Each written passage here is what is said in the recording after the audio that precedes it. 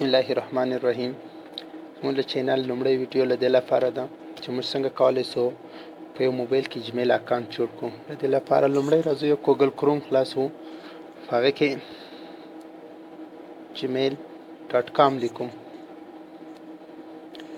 دې لپاره چې موږ د جمیل ویب سایټ ته ننوځو، په هغه که چیرې موږ جمیل لرو هلته خپل جمیل اکاونټ را خلاصو. که چیرې غواړو یو نوی جمیل جوړ کړو د کریټ اکاونټ کلیک کوو.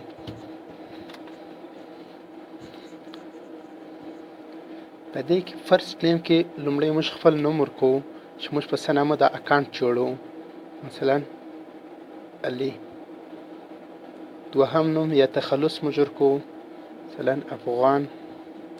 وروسته موږ غواړو دلته داسې موږ جمیل باید څنګه وي چې وروسته موږ دا جمیل د دې جمیل په واسطه کولی شو یو پلی سټور ته ننوځو یا یوټیوب ته ننوځو، نو هغه جوړو. علي ډاټ افغان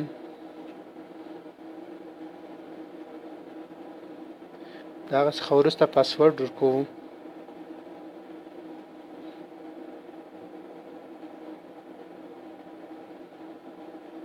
کنفرم پاسورډ ورکوو.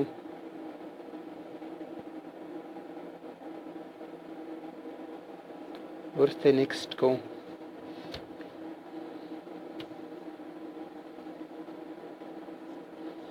که چیرې موږ ته دا ایرر راوي په دې نامه سره بل اکاونټ شته، دا زموږ جمیل اکاونټ چې دی باید موږ داسې کوو چې مختلف وي. د هغه لپاره موږ خپل په اکاونټ کې تغییر راولو.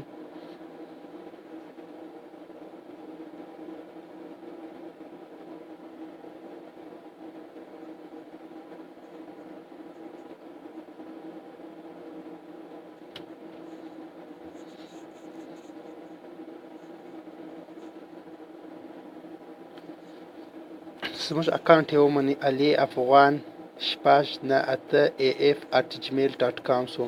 دې لپاره که چیرې موږ د ریکاوري ایمیل د دې لپاره چې یو وخت زموږ پاسورډ هیر شي، که چیرې موږ نمبر ورکوو یا نه ورکوو، د هغه څخه وروسته ریکاوري اپشنونه دي. دې لپاره چې یو جمیل موږ په ریکاوري کې ورکوو، دا کوم د زیږیدنې ورځ تاریخ ورکوي، برډې بولي، مثلا په کوم تاریخ پیدا شوی.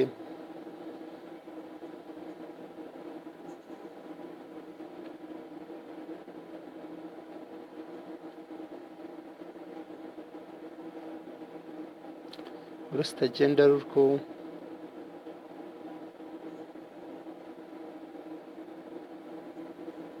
د هغه څخه یې وروسته نیکسټ کوو.